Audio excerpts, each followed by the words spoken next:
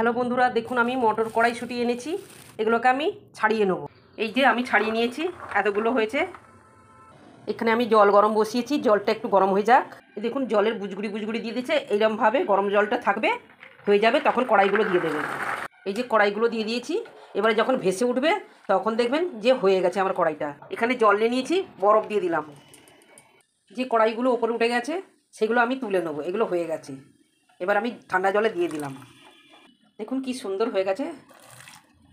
এবার আমি ঠান্ডা জল থেকে তুলে নেবো, ছেঁকে চুপিতে রেখে দিলাম। জল ঝরিয়ে নিয়েছি, এই পরিষ্কার কাপড়ে আমি সব শুকোতে দিয়ে দেবো, ঠান্ডা করতে। যে কড়াইগুলো শুকিয়ে যাবে তারপর তুলে নেবো।